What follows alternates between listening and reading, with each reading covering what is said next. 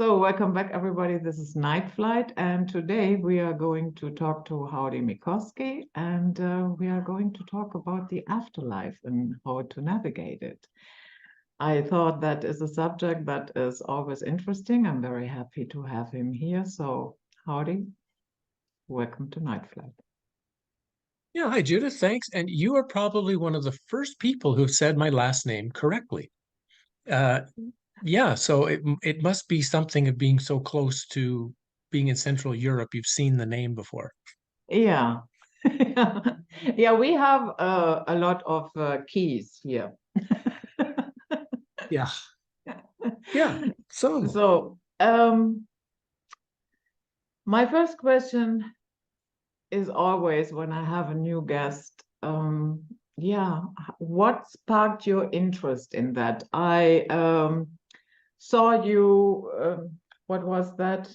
The email address or maybe the name of your channel, Egypt Howdy. So is it correct when I assume that the Book of the Dead, the Egyptian Book of the Dead, had something to do with it? yes and no. I started this work, I guess you would call it. I don't know what you want to call this dive into testing reality. About 30 years ago, I'd gone through a number of extremely traumatic events, and I was at the point of pretty much getting ready to kill myself. And I just couldn't come up with a really good way to do it that would be, not messy for people, the ones finding this body. And at that time, a program came on. It was on my birthday on Egyptian pyramid building. And I pretty much knew right away that that's what I needed to study, that there was wisdom in ancient Egypt and I needed to study that. And that took me about 10 years. And I went through a combination of alchemy and hermeticism, and then was lucky enough to meet a Korean monk, spent a year with him, some time with several native medicine men on their reserves in Canada. And during that time, I was mostly testing reality. So I was testing the solidity, the actual how real reality is. And of course, it failed every time I tested it. And then I wrote that book called Power of Then about 2004, 2005, thinking I knew quite a bit about this world. Then I had a death experience in 2005. I slipped into a river next to a waterfall. And in that death experience, I realized a major mistake that I had made about reality, that I realized I've known up to that point, reality was not true, it was fake, but I was still real. And in the death experience, I realized, oh, right, I'm as fake as reality. I'm not real either. So that took about 10 years of challenging experiences of integrating that and dealing with the many, we can get into that if you want, all the strangeness around that as well. That became Falling for Truth. That came out about 4 or 5 years ago. In 2019, then I got drawn into writing about the world's fairs. So I wrote about the very strange expositions of the 1800s that came out of studying cathedrals in Florence. And in the course of studying the cathedrals as machines, not as religious devices, then I was drawn into these bizarre buildings of the World Fair. Um, so that's what I was talking about during the first few years of this insane 3 year experience we've had. And in the middle of it, I was talking a lot about Plato's cave, and I was talking a lot about beginning to talk again of a lot of the things I spent time with the monks with, and with the native medicine men, and decided, well, maybe I should write a book on Plato's cave. And as I began working on that last May, I started to realize that the allegory of Plato's cave, of exiting the cave, exiting the matrix, is a very poor allegory. And it forced me to go into an unbelievable amount of depth into looking at again what this reality is, what it isn't. Simple answer, I moved more to almost like a Gnostic or Cathar view of this reality. And I'm more than happy to share that with you, and of course share. And for those who are going to be listening to the rest of this interview now, I should, we should warn you that what I'm going to say is my own opinion. It's my own thesis after 30 years of work. It doesn't mean you should believe what I have to say, but you shouldn't reject it either. This is going to be potentially very challenging and very harsh material for your egoic mind. But if you're looking for what's true, if you're really looking for who and what you are, who and what this reality actually is, then we have to break through the barriers and the walls of sort of the foundation of lies that we've built up in our whole existence. And only by breaking those down can we see what's behind it. So things might sound negative in what I say at the beginning, but it really leads to something quite positive, which is the eventual finding out of who and what you actually are. Mm. So in my oh, I have an echo. Do you hear that as well? No? Okay. Yeah. Maybe it was a glitch. Doesn't matter. In my personal circles, I know quite a few people that actually believe, okay, when you die, lights out, and then, yeah, nothing. Yeah, it goes dark, and then I guess you go into a state of non-existence, and that's it.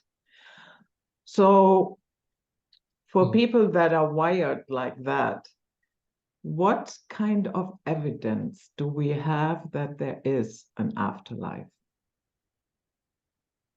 Well, so I've got two things, I guess, to share first. So the first is how I see this reality, and then we Mhm. can talk about then how I see what Okay. is the other side of this. So this normally people are presented this reality. We get this from a very young child. We are presented that this reality was created by a loving God who cares about us, who has made this place, this wonderful place for us to live and grow as a school so we can learn. We get a few challenges, but they are built by God for us so that we can become perfect and rejoin this perfect world in this heavenly afterlife. That's the standard presentation that we're given. And like I say, I've now come to see this place the way a Gnostic or Cathar would, in that I see this instead as a creation of an evil deity, an insane evil deity, known as the demiurge to Gnostics, or Rex Mundi as the Cathars, who've built this world not as a school, not as a place to help anything at all, but as a place where us divine sparks have been tricked into coming in here and are used to create a suffering pit of hell in order that we can be constantly used as an energy source to drive the simulation. I see it as a non-real reality, as a simulation which has been built to trap divine sparks within it. What we would call an afterlife is then just another gigantic simulation designed to trick us to keep coming back into further elements of the simulation. And but that doesn't mean I don't think there's something that is true, or fully believe there's something that's fully true, but it's not within Plato's cave. It's not within the matrix. So when we talk about the matrix, I don't just mean this material reality. I mean the etheric realm, the astral realm, the super duper realm, the angel realm, the nirvana, all of it. It's all a part of Plato's cave. It's just differing layers of suffering, differing layers of weirdness, differing layers of traps. And the great journey, I think, for me is to, of course, navigate all of those things the way some ancients attempted to describe it. So, finally, to answer your question.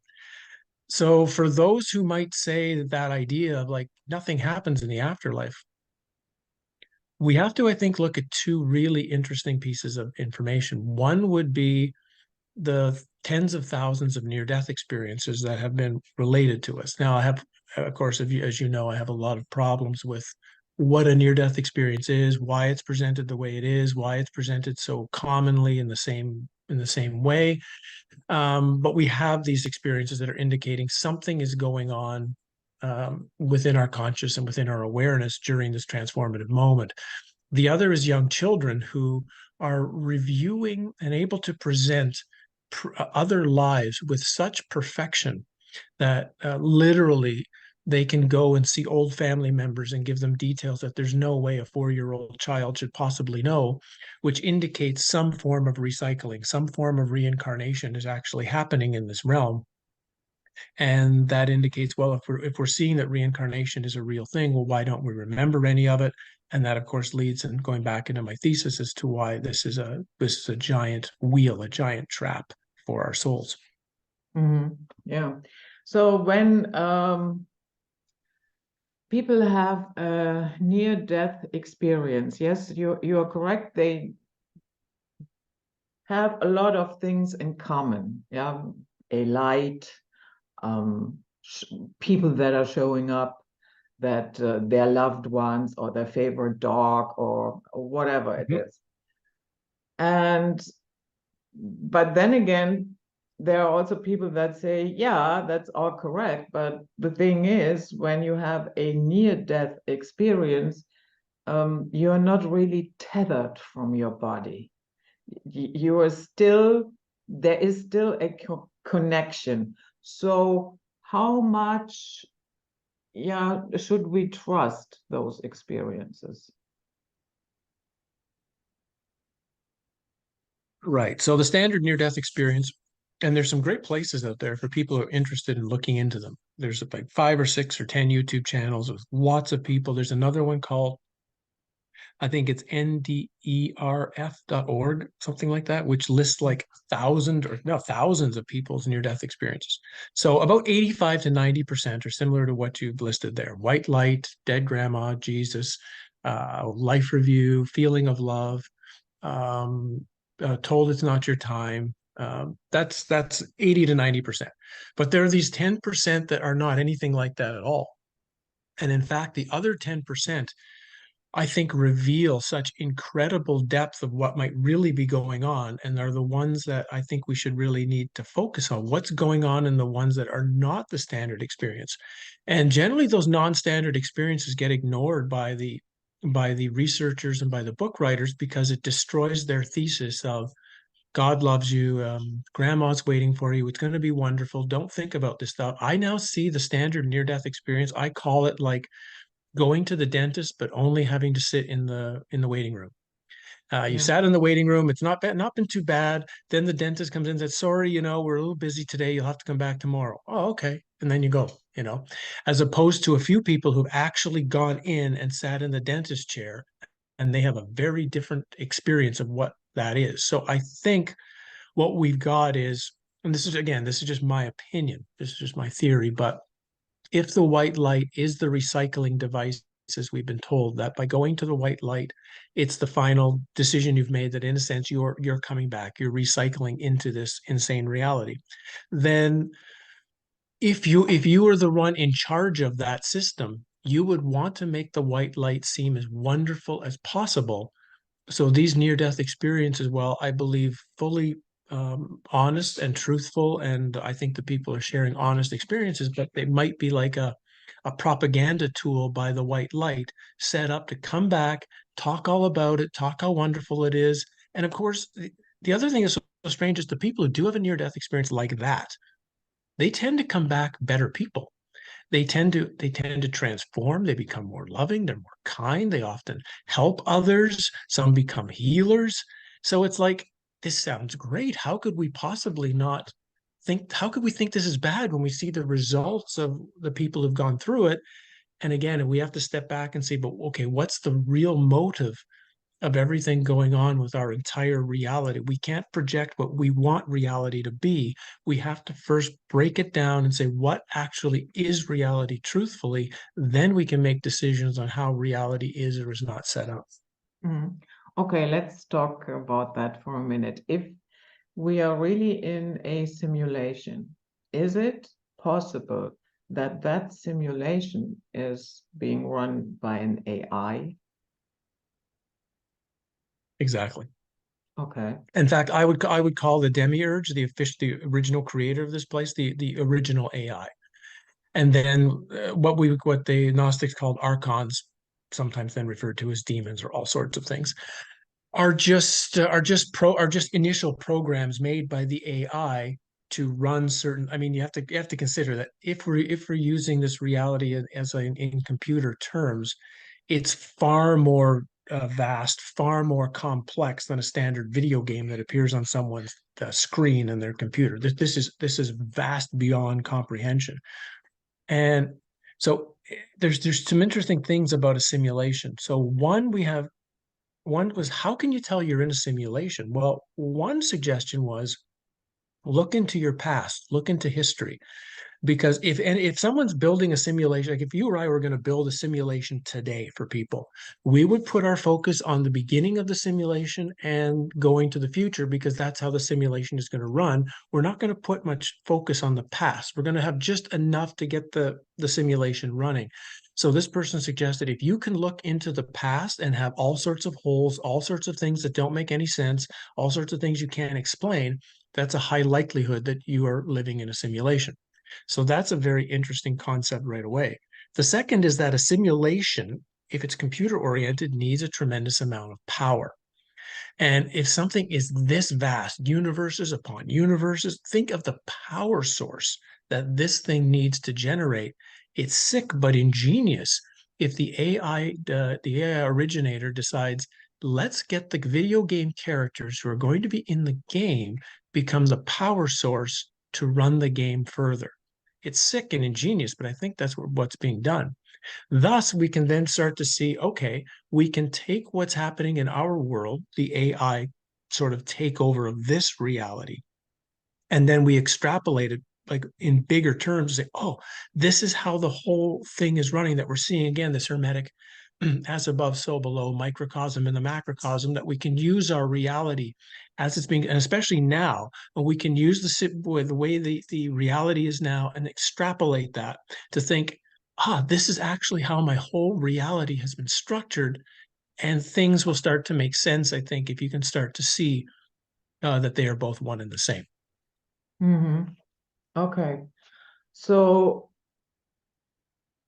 simulation, it has this, taste of not being real. But what we are experiencing here feels very solid, very real.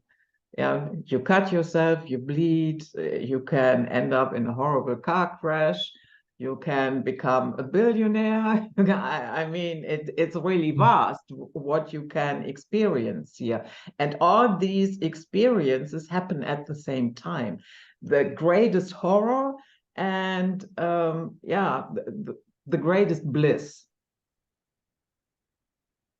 Yeah, sure. So, um, is that the reason why it is so hard for us to see that it might be a simulation? Because it's really solid here.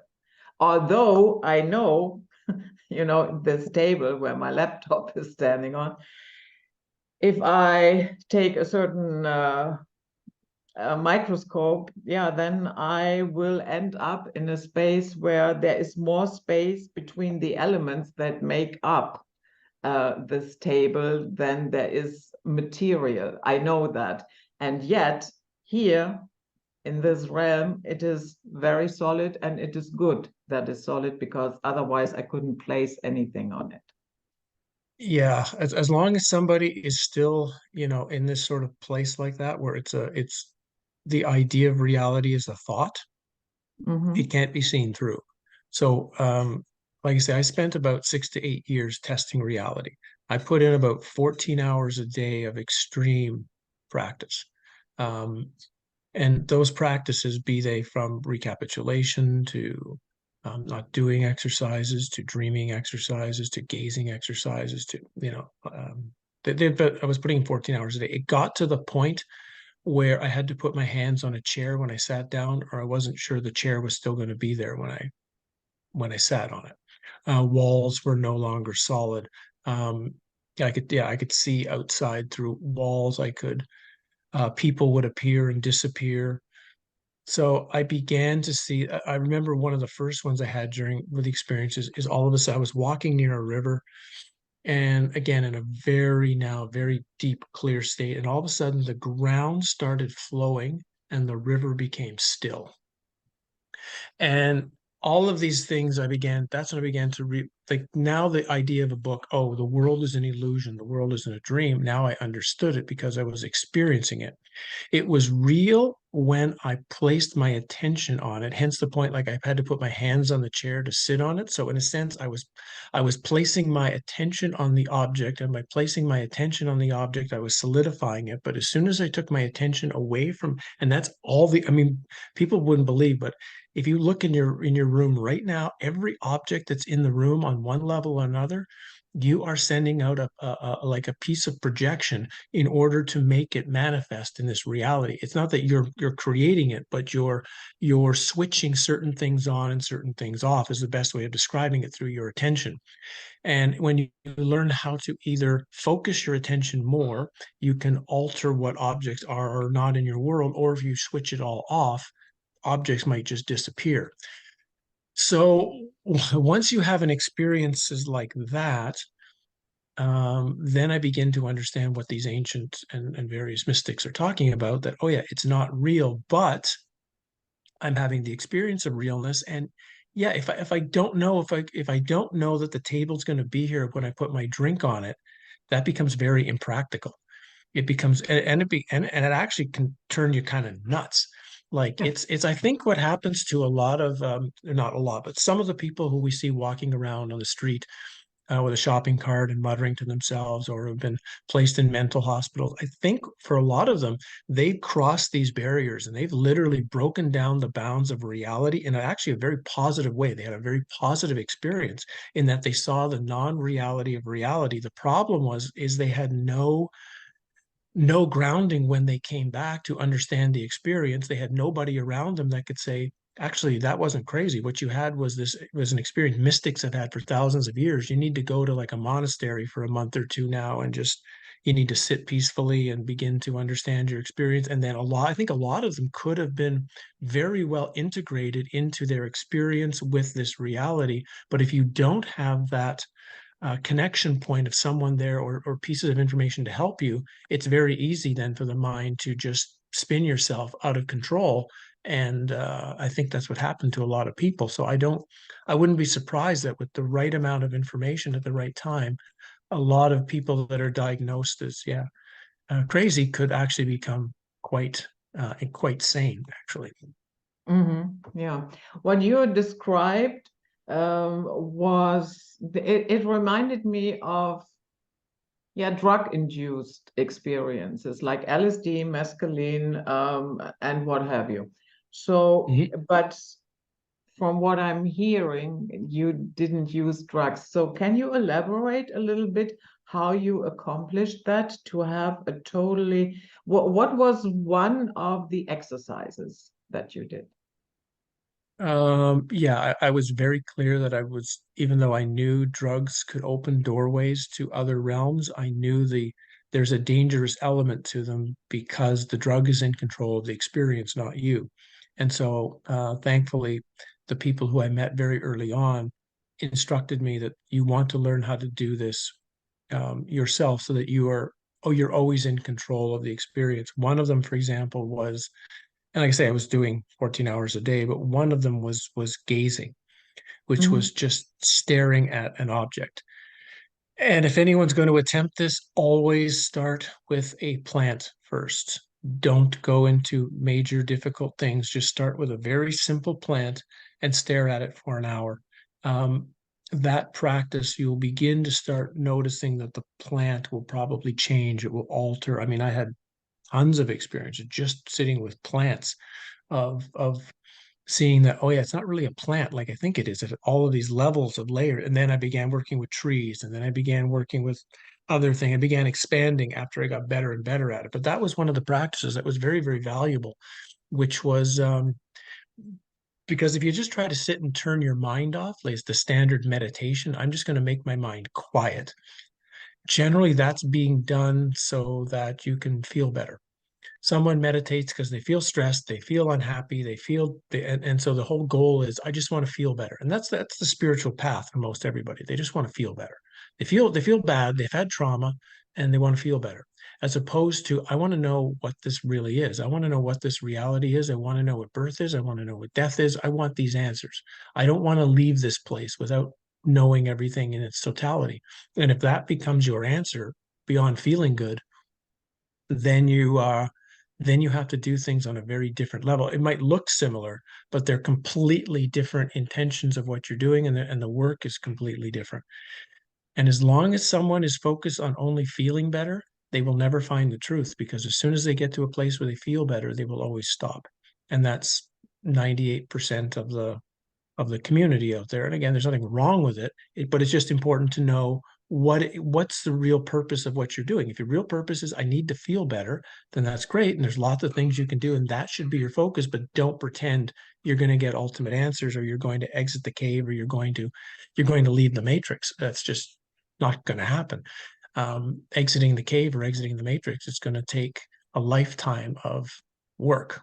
And you have to decide that that's what you would want over and above other things. Like you say, in a giant simulation of possibility, there's lots of things to want here. And again, on the other side of this, then I'll shut up and let you talk, is generally, if somebody hasn't gone through a tremendous amount of trauma in their life, they're not going to be able to understand what I'm saying. Because there are people out there who've had wonderful parents and they've treated them really well. They've generally been well liked at school. They've had doors open for them. They've had a decent job. They got married. Their kids are fine. Their wife or husband isn't an idiot, and like their life is okay. And so when they listen to someone like me saying this is a suffering pit of hell, or this is a this is a giant garbage truck fire and that's all it's ever been, they think, well, you're the insane one. Life, it can be great. And theoretically it can. The problem is that's for such a very small minority of people here. The majority are suffering intensely. I mean, all we have to do is go through India, go through Africa, go through parts of US cities, and just see the level of suffering and difficulty and pain that the world is in. And for me, if this really was a place made by a loving God who cares about us, the world wouldn't be anything like this. The world would be the world would be a completely different interactive realm. We wouldn't have to eat other creatures just to survive. Every creature out there wouldn't be constantly in anxiety of what's going to eat me in the next 5 minutes. We would live in a different realm. So the fact that we have to take all of it, not just human experience, but the experience of nature, the experience of everything. And while beautiful, and at times wonderful, and at times very peaceful, and I can enjoy it just like everyone else, I can enjoy this realm. I also don't get fooled, though. I don't get fooled that the really nice, beautiful stuff uh, doesn't hide the real nasty stuff that's going on that generally people don't want to acknowledge is happening. Yeah. Don't worry about talking a little bit longer. I have one interview a couple of years ago with Sevan Boma, and actually I only did the introduction and goodbye. That was the only thing I ever said. But I realized he was on a roll, and I just let him roll. Yeah, yeah. But I like these to be conversations. I like Yeah, the person yeah, I'm with, and we can share and talk about things. So that's why I try to always remind myself, stop talking now. Let the other person speak and share some things. And yeah, so I just yeah. reminding myself and you. So okay. Um, so I guess within this simulation, the death experience is simulated as well. Yeah. Yeah, I thought so. Exactly. Right. Because of course, if you are, see, this is the hard, this was, and it was the hard part for me to get to, right? Like I talked about, was that I could see how reality is a simulation. I could see how all this is an AI experience, but me, I'm real, right? What happens to me is important. This is simulation, but I'm important. So as soon as oh, what, I'm a simulated character too. Now there is something real in my own death experience when I had mine, and literally everything I thought of myself, be it thoughts, feelings, emotions, memories, wants, fears, hopes, when they all just left, they literally just fell off. All that was left was like a witnessing awareness, but not a norm. We do reach this witnessing awareness where we can witness ourselves think. It's a very huge step in the process, the type of self-awareness where we're not our thoughts. We are seeing that we are the experiencer, a thing that can see the thought, Well, in my death experience, I was now at a place where I could see the thing that was seeing the thought. So it was like even another step beyond that. And I was starting to realize that we've got so many layers going backward of what we are. And all those other layers are just, they're just like functional masks that are being worn by this true awareness um, in the midst of this kind of experience. And so, yes, so the death of this particular thing will be it will be the equivalent of a simulated experience. It will seem very real to that which is experiencing it, i.e., the me thing here, but that doesn't mean it's real. It's still another part of the simulation. And just like when the near death experience, or in this case, the death experience will begin, that will, in a sense, also be a simulated experience. And that's also an important part of the listening to so many of these non-standard near-death experiences is so many of them of the non-standard ones talk about, yeah, there was grandma, there was Jesus, there was my parents, but they realized soon enough that's really not their parents. That's really not Jesus. And the face would go away and there would be some sort of demonic or some sort of evil being that was pretending to be this particular person. And so they realized that it was all something being structured just for them, that the entire experience they were going through was, in a sense, you might say, scanned, and they were scanned and read. And then they knew, this is the experience we're going to build for them to get us to do what these beings wanted them to do. And as we begin to, if we can begin to recognize that that's a highly likely part of what's going on, and others, we don't really, most people don't recognize how manipulated our reality is here. We think we are in control of everything. We think we're making all of our choices. We're running stuff. And if a coincidence does happen, oh, that's good. That's my power animal or my angel helping me out in a situation. We would never think like, hey, demonic beings are screwing with our reality to get us to do what they want us to do, just like in the movie The Adjustment Bureau.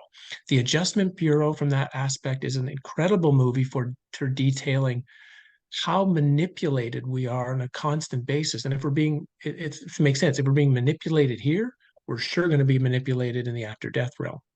Mm. That is a little bit sobering. Yeah, not especially Yeah. for me, but so is there any part of us that is real, that is not simulated? Yes. That would be what the ancients called a divine spark. Mm. So that I guess I don't want to call it, it's because it's not energy either. What we think of as energy, that's part of the simulation too. So it's something that's not even energy, and it's be like a pure consciousness, I guess is the best way of describing it. And it's the thing that's not from here. It's the thing that was brought into the simulation. And then you might say we're kind of like, the best way to describe it, we're being held hostage is the best way to describe it. Mhm. Um, you can leave the matrix. It's and this information I think is so important now because I see our simulation is ending. The one we've been in probably not that long, maybe 500, 1,000 years. I'm not sure how long the simulation has been running. Not incredibly long, but it's ending. That's what's going on right now. The new one is being built. It's not fully ready yet. So we're in this gap period. We're not fully in the old one anymore, but we're not in the new one anymore either. And in this middle period, in a sense, there's also means a door is open. We're not as hooked to the simulation right now because it's changing. And then they're going to try to change us, this thing, to get ready for the new simulation. So because that door is open, the opportunity to, I call it, return home is as great as it's been in thousands of years, perhaps. And I think that's part of what a lot of this insanity that's been going on in the last few years and will continue to go on is as a giant distraction to keep people focused out there on what's going on rather than saying, wait a minute, why is all this going on? What is it hiding? What is the thing that it's trying to cover? Go find the thing that it's covering, which would be the doorway, and go through that. And I think there's a great possibility for a lot of divine sparks to return home. And Mm. now is the greatest opportunity. I think the opportunity for that is outstanding now. But that divine spark would not originate with the demiurge. So how does that happen? That I am here in a simulation, and yet I have the divine spark from the original creator, for lack of a better word. Yeah. Yeah, again, I don't know for sure. I can only Okay. go by what the various my own experiences and trying to understand these texts. They kind of two different, there's two sort of generally different stories. They do, whether it be Gnostic or Cathar, for example, the ancient Egyptian stories are a little bit different from that. They're a little hard to explain in just a few words, but generally, in those other stories, there was one particular goddess known as Sophia, who was one of the last creations of the giant eons of the initial created beings. In some cases, Sophia was supposed to have the being we know as Jesus as a counterpart. Others that A didn't have that, but consort. Sophia decided to create on her own without this male female interaction, which would create a completed being. And so, because she wanted to create on her own, she created this mistake. I think it's how it's best way to describe, which became the demiurge, which is a word for craftsman, maker, and that's the demiurge who tried to create a reality again on its own. It would be like then Sophia created a lifeless creation, which is a perfect example of AI, perfect example of a computer intelligence. Now, depending on the story, some say that once this demiurge had made its creations, they didn't live, so needed this divine spark as a power source to make the creations live. So one version says the demiurge snuck into this or other realm and promised the divine sparks all sorts of temptations that they would come in and experience and empower the reality. That's one theory. The other theory, which I think is a little more plausible, is that the demiurge came and asked for help. And at this point, the demiurge may not have been fully insane, that the demiurge was, you know, an idiot. You might say an AI non-functioning idiot, but not, not evil. And so a number of divine sparks said, okay, we'll come and help you out. And at some time, divine sparks could come in and come out of this reality that the door wasn't closed. It was, we could come in for a while, then go out, help for a while, go out. So the story goes is that that's because the demiurge is creating in a realm that was sick already, because it wasn't a truthful creation. The demiurge, in a sense, got a virus. The demiurge got sick. And once the demiurge got sick, the demiurge decided to not let the divine sparks in and out anymore and shut the door, in a sense, to hostage them into their creation. I think that's a very interesting way of looking at it, because then it's sort of, we can sense this underlying concurrent to anybody who is relatively conscious, that we have just a general desire to help. If somebody's walking down the street and they've got a problem, I'm like, do you need any help? If someone, can I help you with something? That's just natural. A human being who is not overly Although whacked that out is or fading psychopathic. big time. It's fading. Of course, we can talk about how many real humans are here or not in this realm, because I don't think there's many anyway. Mm. But of those of us that are true humans, that's general. That's general. You'll Yeah. find that anywhere. It's just like, can you help me? Yeah, I can help you out. And so to me, that makes sense that our initial urge as a divine spark to come in here was to help power a creation that was not doing well, with the hope that it would improve and that it could become a decent creation. And that sort of is still mirrored in our existence. So what we have then is the demiurge takes this divine spark, and in order to entrap us, it needs to drop us deeper and deeper in the quicksand. That's the way of describing it, going deeper and deeper in quicksand. So giving another body, an astral body, and a mental body, an etheric body, and finally a physical body, that each of these bodies are dropping us deeper and deeper and deeper. So if you can think of it as what is true, your divine spark, this thing has just been layered by all of these, another layer of like armor, like another suit of armor that's been placed on it and just sinking deeper and deeper and deeper in the quicksand. Hence, part of the work, which still exists in some of these traditions of value, is in a sense removing this armor, removing these false layers of things that we believed ourselves to be in order to eventually get to the last layer, which would be the soul. And what's interesting is the soul is not really us either. The soul is I think the divine spark combined with the energy of the demiurge to create the first body. But the soul is the place where we could split off the last piece that's false and be left with just the divine spark. And once we were at just divine spark, we have to remember that then we're greater than even the demiurge. We're greater than at our core. This is one of the things I think is so important about my message and why I say it's not negative, even though people say it's really negative. It's like, but you, what you are as a divine spark, is greater than this whole reality. There's nothing in this reality that's greater than you. There's nothing in this reality that's more power. Even the demiurge, nothing has more power than the true us. The problem is almost nobody is able to reach the true power because you have to go through all of these layers of false and drop them in order to be left with the only thing that's not false. And that's a very challenging journey given for the multitude of lifetimes that we have lived on various different levels and various different planes and various different existences, which have put another package of false on top of what we are. Mhm. So between the real spark, the soul that is also a part of the construct, where do you see spirit located? Well, I would think there's a tough question because some of what we would call, I think what we would call spirit is a guiding force from, you might say, outside of the matrix, outside of the simulation, that's trying to provide some things like David and Jennifer in Pleasantville, or Sylvia in the Truman Show, which are things that enter into the reality, can't can't interact directly, but they can leave messages or information or pointers. That's one part of it.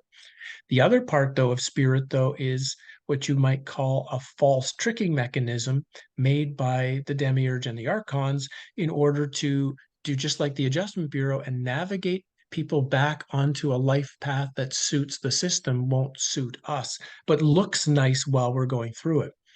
Um, it's very weird because people like to talk, I have free will. I have free will. I can do anything. Well, actually, no, you can't. Like, I can't become the quarterback for the Dallas Cowboys tomorrow. Like, I could do whatever. I could have the greatest affirmations in the world.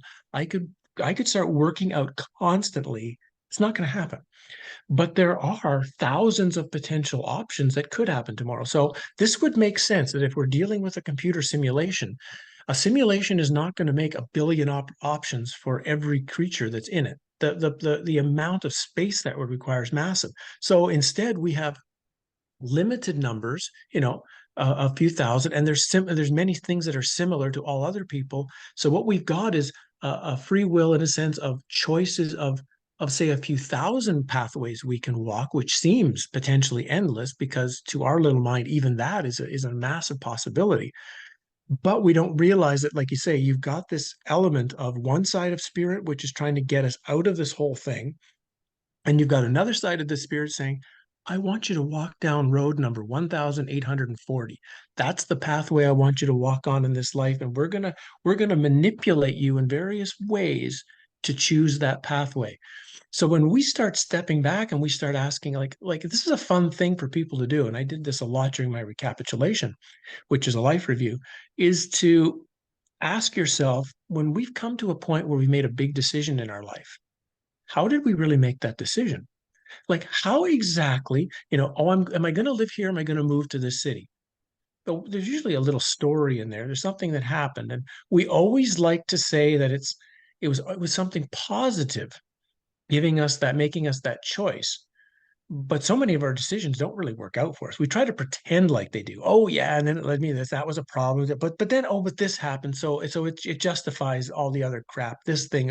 But if we step back honestly and start fresh and just say, okay, what was going on when I was making that decision between living here or living there? And if I was being, we'll call it influenced, can I see if the influence was actually positive, something that was caring about me, or was seeming to be positive, but was just trying to draw me into a choice that actually wasn't going to be the best for my totality. Like the stuff I'm talking about now, exit the cave material, depth about archons and demiurge, and I was working on this 20 years ago.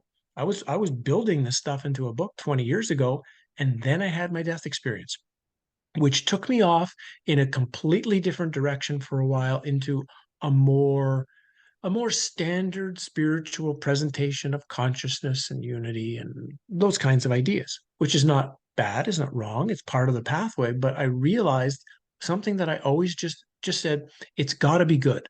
It's got to be 100% good. I never thought for a long time, could even the death experience I was having was I being manipulated by beings to keep me away from certain subjects that it didn't want me talking about? And when I came back to finally writing this book, Exit the Cave, I had to revisit all of the stuff. Why did I stop writing about this 20 years ago? Why did I stop digging into this? And I said, oh, geez, maybe those things were not as positive as I thought it was. So yeah, it becomes this whole difficult chore of when we say I'm getting help from the spirit, or the spirit is helping with this or that. It's okay, how do we know what the help is? How do we know how it's helping? Here's a really good one then to ask all of us is, when we pray, how do we know what we're praying to? And how do we know we're not becoming prey by praying? Mhm. And so why would we not start learning then to pray to the most powerful thing we know, ourself? Why would we not trust our deepest self and direct our prayers then to that, rather than to something that we don't really know who or what we're praying to and what that energy is happening? Yeah. Yeah, I'm not a prayer. For a long, long time, to me, it feels like energy harvesting on a huge scale. Right. Yeah. Right. And honestly, if I am the source of life, the true creator, not this demiurgic entity, what do I need worship for? What can a little carbon entity add to me, take away from me, or even the thought of insulting me? That is so ridiculous. A little carbon entity can do nothing to you. Yeah. But a fake entity that needs a power source. And sometimes, with TV shows, I like the TV show Stargate SG-1. And I don't know if you have seen that, but when the Ori came in, that was the last big enemy that they had to battle. Yeah, it turned out Yep. that they actually needed the worship of their followers. Yeah, but they forced them to be followers, otherwise the planet was destroyed. So yeah, and that is a sure sign that it is fake. Yeah, and of course it always tends to lead to, I have a chapter in my book just about prayer and what it is or what it isn't. And it tends to be turned into this idea, and I have to be worthy of receiving it. Just like I'm asking dad for the keys to the car, so I have to be a really nice boy or girl today, so dad will give me the keys, as opposed to, you know, we obviously are generating parts of this reality. I don't like to say that we are creating the whole reality and you are creating your whole experience, because that's not true. And any hologram has two laser beams. We're just one of the laser beams. There's a laser beam from this reality that we're intermingling with, but we create, in a sense, some of our reality. So then why don't we focus our attention on the laser beam we do have, and focus on that which we are projecting out, and at least something that we feel we can control, and we'll let reality do what it wants. I mean, we talked about this when we first started this interview, and this, as reality kind of gets more and more insane, and it is. I mean, it's always been insane. It's just showing itself to be just beyond insane now to people. And when people ask, well, what are you doing? My answer is, well, I'm just focusing on staying sane. That's all I have to do. I don't have to fix the reality. I don't have to change the reality. I don't have to make it anything else. I just have to stay sane. But the greatest gift I could ever give to an insane reality is sanity. Yeah. Yeah. You know what? It just popped in my head time and again, this song, Hotel California. You can check out anytime, but you can never leave. It's all about the reincarnation trap. Right. Yeah. You know, Hotel California is because it's considered a place of fun. It's considered a place of temptation. It's considered a place. So, yeah, and if you go through the entire song, you will see that there's references to the white light. There's references to various beings that are controlling things. Yeah, but that's the point. You can check out anytime you like. Meaning, if you want to kill yourself, go ahead, but you're not getting out of here because Mm, you have not understood. So that's one of people come up with to me quite often. Well, thankfully not so much anymore because I say it now in the interviews, but they would email, well, why don't I just kill myself and get out of here if it's so bad? And I'm like, well, you can do that. All you're ending is the experience of your physical being in this realm. You're not going to end the suffering train because all that's going to happen is you're going to get recycled into a new body and the next one might be worse. So even though the things might be difficult now, and why not use the time we have available to understand our situation as best we can and to prepare ourselves as best we can for whatever the experience might be after our death so that we can go into it feeling extremely confident. And my suggestion is always now to people when they ask, it's like they will then you're saying I shouldn't go to the white light. I'm saying I'm not telling anybody what to do or what not to do. My suggestion is get yourself into a clear state so that you are able, when you're in a non-physical form, to have awareness and have some knowledge of what you're doing, and then take some time. That's the greatest thing you can do for yourself is just not be rushed into making any choice. It's going to be a very confusing environment. It's going to be very hard to understand what's going on. So take your time, explore it, look around, find out what's going on. If the white light truly is the most loving, wonderful thing waiting for you, then it will wait for you. It'll wait 1,000 years until you finally decide, yeah, you know what? You were right. I should have gone to this right away. And it'd be like, great, come to me. That something like that would never force you to make a choice that you have to do this now or you're not going. Anything that tries to force you ever is usually never for your interest. yeah, exactly. And so some people are very yeah, very excited about going to 5D, as if 5D is the end all be all. And I have to say, oh my goodness, I I'm so not on board, and I don't think that it will solve anything. What is your take on that? Okay, I'll give you mine in a second, but what's your biggest sort of um what's the thing that for you when that's presented to you that you just reject right away? What's the initial rejection point of the idea? I'm just curious. It didn't start when I first heard it, it didn't start right away, the rejection. Um, Right. but the more I looked at it, and the more I looked also at the possibility of other races here in our galaxy or whatever. And I have to tell you, a lot of shitty races are existing in 5D, 6D, 7D, whatever. Yeah, and so I don't see how that is the big winner in all of this. Right. Yeah, it got me initially right away, of course, because they tell us, well, we're in 3D now, and then we're going to this wonderful 5D. So my first question was, well, what happened to 4D? Why are we skipping that?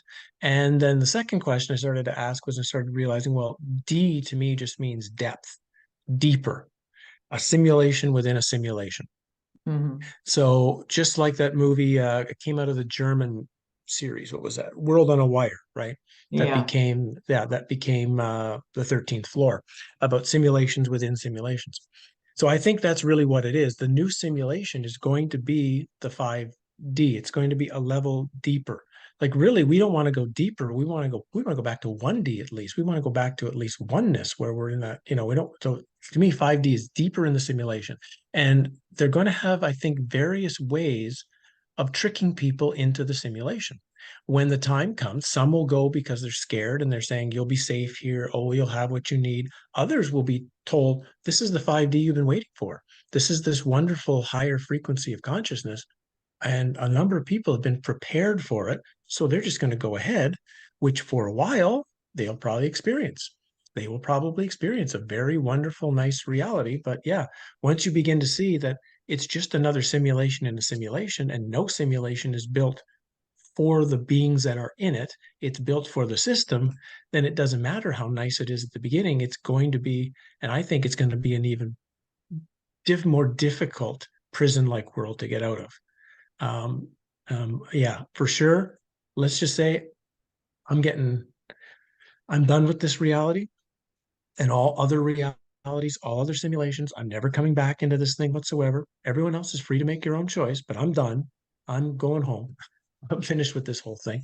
And and everything I'm doing is in the preparation for navigating every one of these possible deception traps. And I don't think you have to wait until you're dead for this to happen. I know we're talking about this, in the after death state and dealing with beings and white lights. And I'm pretty sure it can happen like right now, like today. I think their cultures, whole cultures, be it the Maya, be it the Anasazi, that in their own way, I think kind of said, we're done with this reality too. And they just left as a group. They left as because archaeologists can't figure out what happened to the Maya, right? They were like cities all over Mexico, and then all of a sudden they're abandoned and they got no bodies. So that's that. I have a second option as to what could have happened there, but that's one of them. But at the very least, I don't see why you would have to wait till after you die to exit the matrix. Of course, you would no longer be in this thing. You wouldn't be in the meat suit anymore if you've left the matrix. Of course, it needs the divine spark kind of to keep this running. But that's okay.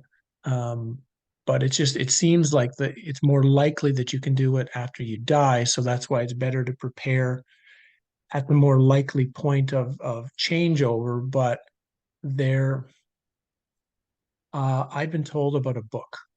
I'll share this with you guys and your viewers here because of the part of Europe you're all in, whose parents came from southeastern Europe, and as we know, there's a large gypsy slash culture of a lot of old esoteric wisdom hidden in various parts of that world.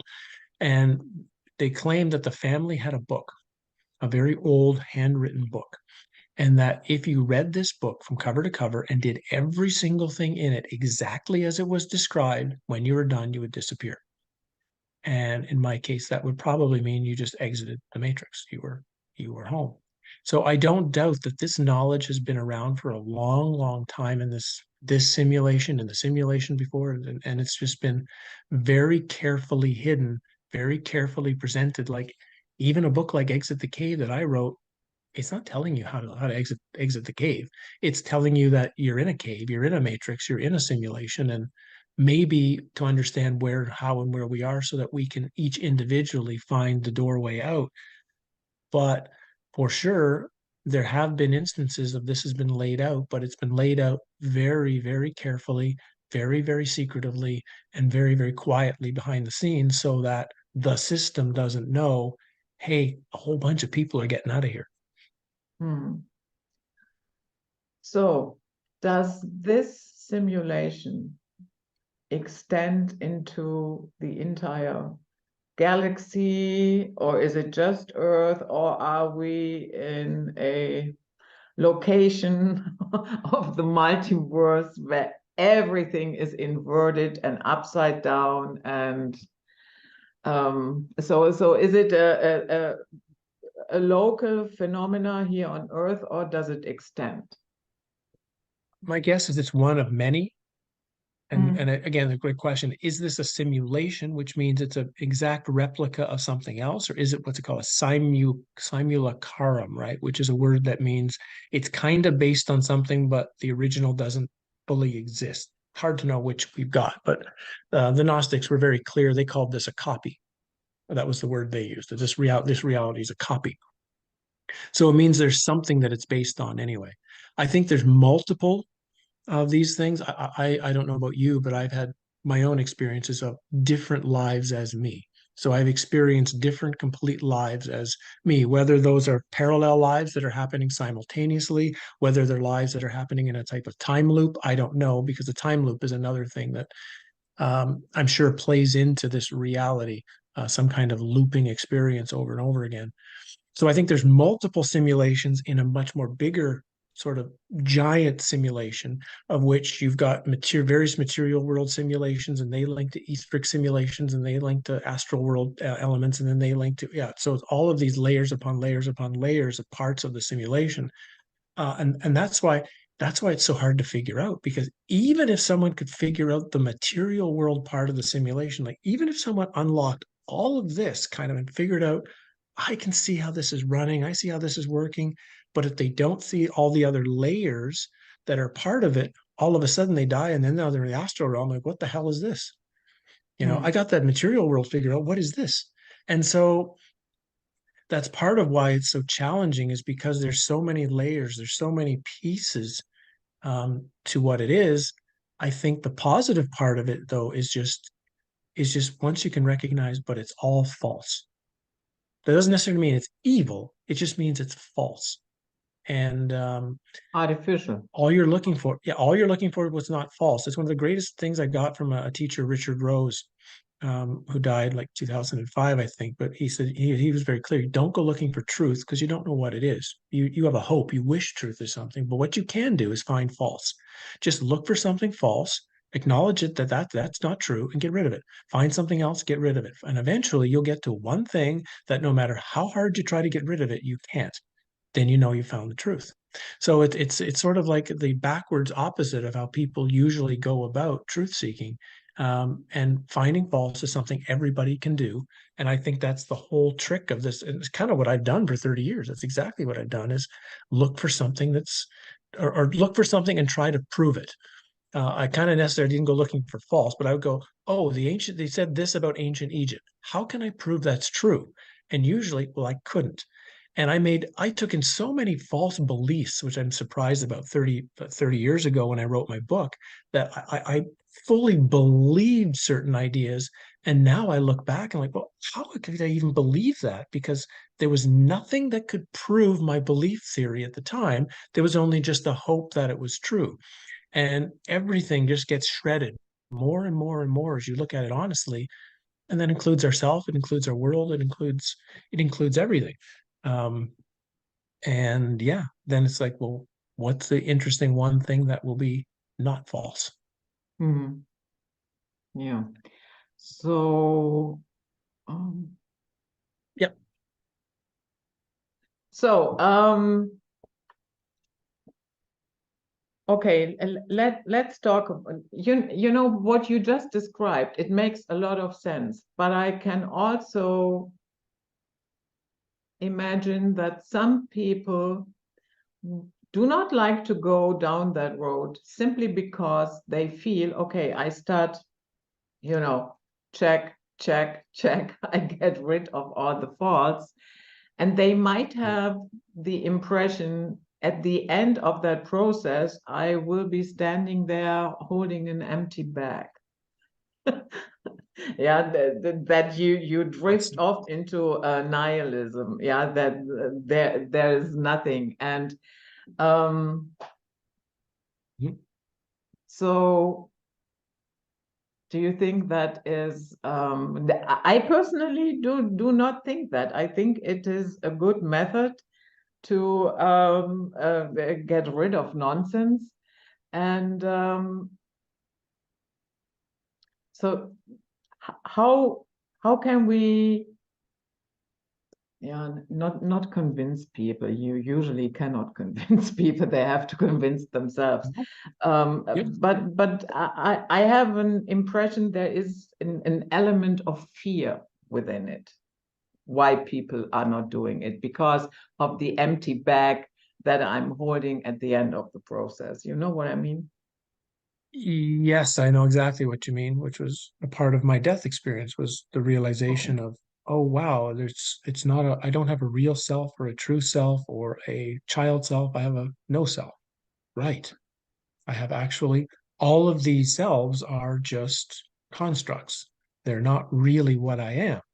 Now, depending on how you go to that, like that's, I mean, if something like this just happens to somebody suddenly and you're not doing work and you're not preparing for it and you don't have somebody you can talk to, that'll drive you, yeah, that'll drive you into potential despair and depression because your whole life is the person's whole life has been built on what's in it for me, you know, how can I get what I want, whatever that I want is, even if it's heavenly bliss and an afterlife, it's for me. I'm going to experience it. There's never, no one's ever doing things for, there's no reason for doing it because there's no one that's going to actually gain from it. So no one's living life like that, or it takes a long time for you to learn to live life like that. Mm. But the the interesting thing about it is the closer you get to it, the more truthful it feels. And that's why when somebody's in a deep depression and they're not getting out of bed in the morning and someone says, "Why don't you get out of bed?" There's no reason for me to get out of bed. There's just nothing I have to do in this life. Mm. And in that moment, they know it's true. Like it's not like they know actually this is true. There is actually nothing I have to do in this life. But again, it's still being seen only from an egoic character's viewpoint. So it's true and it's false at the same time. So the challenging aspect of that is the problem would be is if somebody is looking to find a self at the end of the truth-seeking path, then they'll probably be disappointed. If they are looking only for, let's call it something different, if they're looking for totality, or if they're looking for honesty, or if they're looking for what is complete, if you use words like that instead of in the seeking, then you can even hit a point of this sort of nothingness and say, but maybe the nothingness isn't the end. Because that's another one of the tricks that nothingness plays on you is that there's a big talk is the void. People, especially who have near-death experiences, talk about going to a void. I've gone to a void. People who meditate go to a void. And it seems like what can be beyond a void? How can the void be, anything beyond a void? It's nothing. But the problem they're missing is, but there's a thing here experiencing the nothing. That means it's not nothing. There's still duality. It's still two, an experiencer and that which you are experiencing. And what is true must be only one be. It cannot be two. So even the void, even this nothing, bizarrely is still in the matrix. And it's one of the last, there's two last traps in the matrix. I think one is the void nothingness, and the other is a paradise-like realm, nirvana. In the nothingness, if someone is there, they will eventually get frightened because of the potentially of the experience of nothing. Someone who's in heaven will eventually get bored because there will be no experiences other than a very limited number that keep happening to them. This is similar to a Twilight Zone episode where a person dies who was like a gambler, a crook, a thief, and they get put into a equivalent of Las Vegas. Every time he throws the dice, he wins. Every time he plays cards, he wins. Every girl he asks out goes home with him, and he finally goes and tells God, "You know what? Can you just have me lose once in a while? Because actually, better yet, why don't you just send me to hell for like a week so that I can practice losing and feel that experience again?" And finally, God's this experience. Well, where do you think you are? you know this What whole, do you yeah, think? so the whole, even this everything is happening perfectly for me all the time becomes its own hell, and it's another. So it's so bizarre how even pleasure can be built into a type of hell for the person or the character in question. And there's as many people trapped in this realm by pleasure as there are by pain. Pain and trauma and suffering, though, tend to potentially stir somebody. If you're having a happy dream, you don't want to wake up. But if you're having a horrible nightmare, you really, really want to wake up. So, at the very least, pleasure, while nice in this realm, and again, I would prefer a hug than being punched in the face. But I know that pleasure has a limit and could only last a particular amount of time before it will end and pain will take its place. Some kind of suffering will take its place. So I don't get fooled by it. But certainly when someone has gone through trauma, then it offers the possibility of having to step back and say, why is this happening? why does this kind of suffering take place? Why does this kind of trauma exist? And somebody might say, I'm not really a spiritual seeker. I'm not really hard on. I said, but well, have you gone through a divorce? Have you gone through the death of a child? Have you gone through, and have you really thought about it? And yeah, that I was hard. I took a year. I really thought about me and myself and how was it. But don't you understand? That is true spiritual work.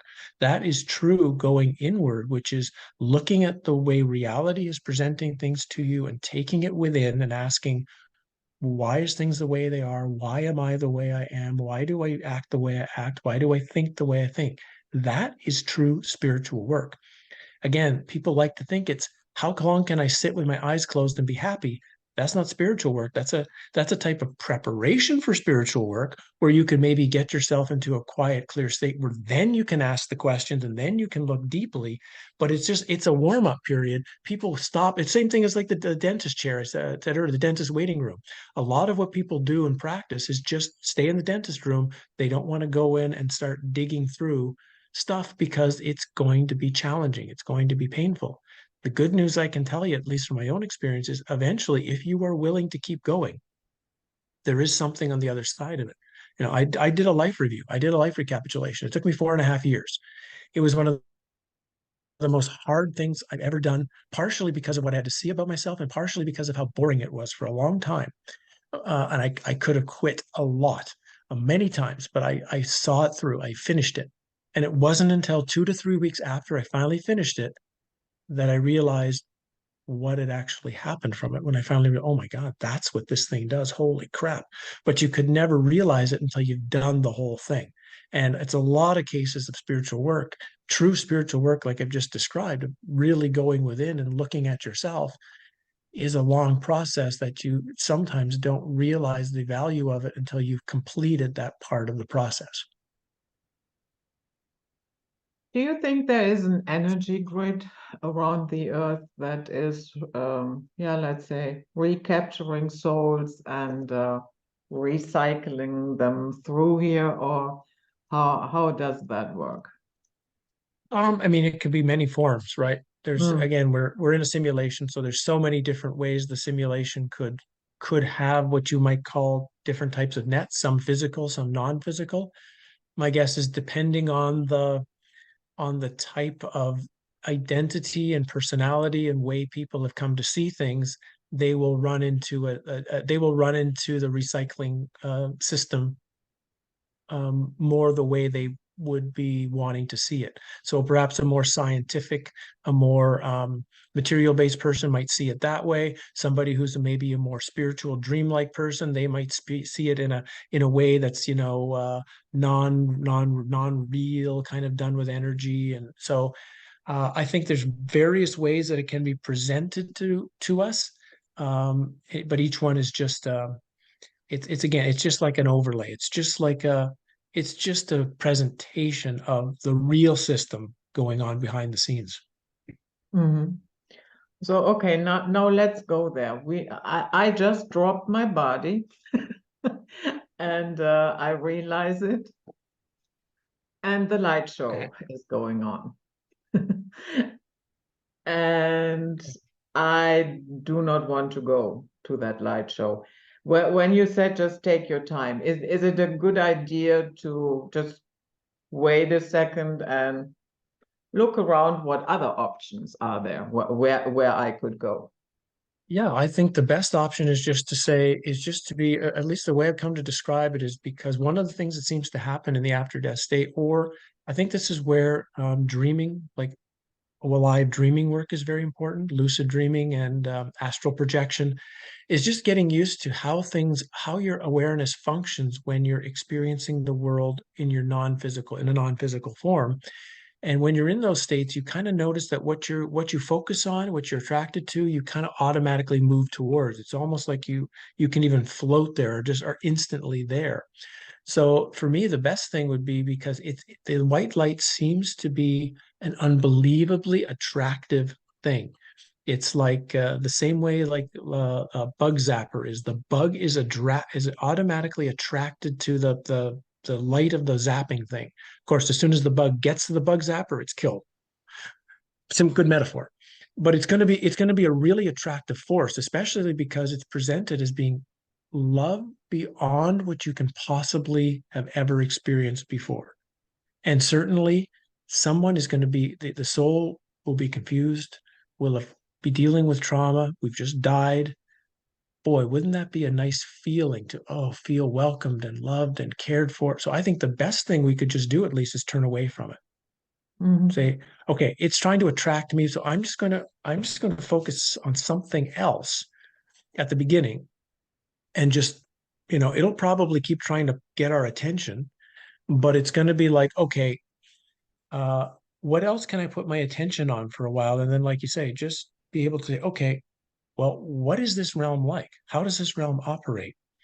Um, who is this thing now that doesn't have a physical body anymore, that has an awareness? Who and what is this thing that's having these experiences? And just try to take some time to just get a lay of the land, you might say. Try to just figure out, where are we? What's going on? How is this happening?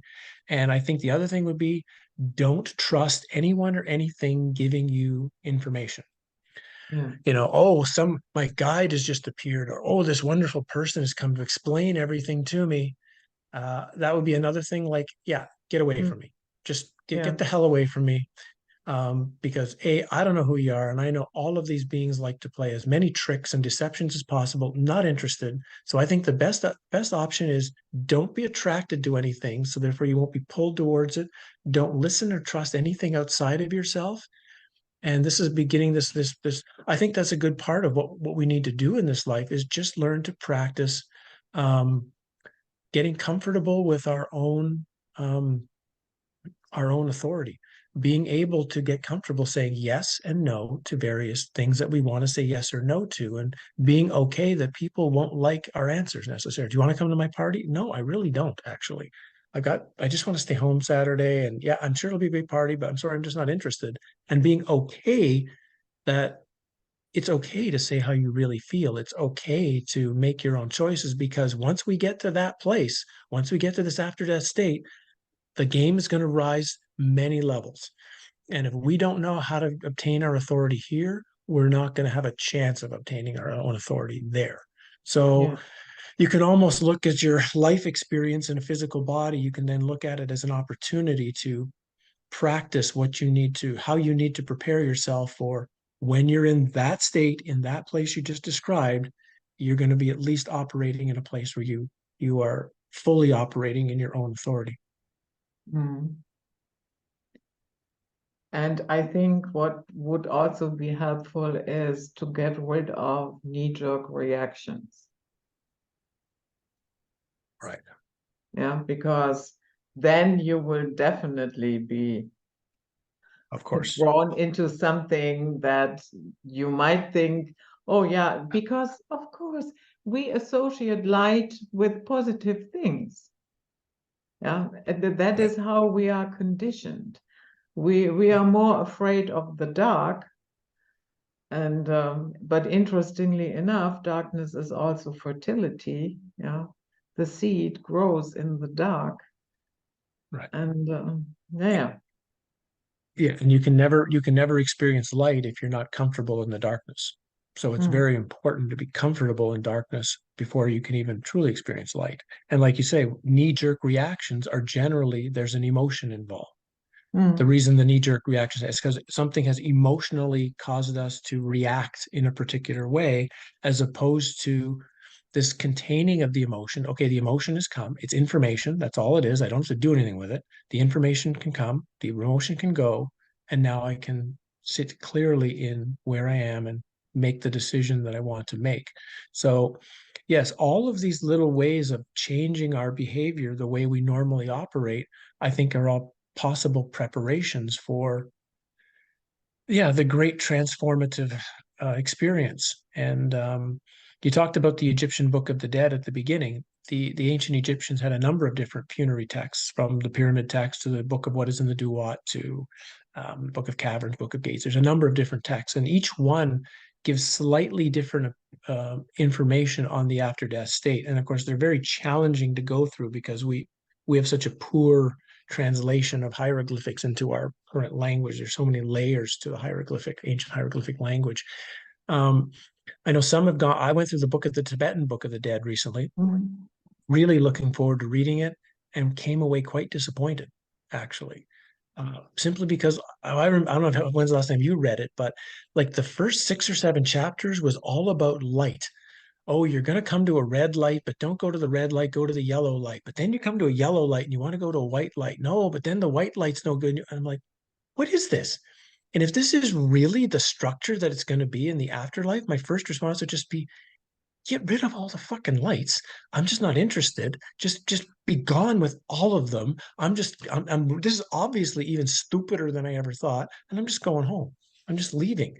So it's like it almost seems like just like it was with Plato's Cave when I talked about when I wrote the book, when I went through Plato's Cave and I thought this is supposed to be the great allegory, right? It's the basis of Dark City and the Matrix and the Truman Show and it's all updates of Plato's Cave. When I reread it and I realized actually this story is missing everything that's important. It's just telling you things that are simplistic, but doesn't actually get to the foundation. It doesn't ask you questions like who are the prisoners in the cave? Why are they prisoners? What did they become prisoners from? Why are they in a cave and not of a prisoner of war camp? Why are whoever these beings are that are making these shadow shows on the wall, why are they spending all this time fooling a lot of prisoners? The absolute keys that would be explaining the allegory are not there. And as I began using that and going through a lot of these other old ancient texts, I'm realizing it's also missing all of these important foundational messages. Either they were complete at one time and they were edited and key stuff was taken out, or if this is how they were originally, then they were actually part of the deception right from the beginning. So Mm. again, we're back to who can we trust? Well, just ourselves.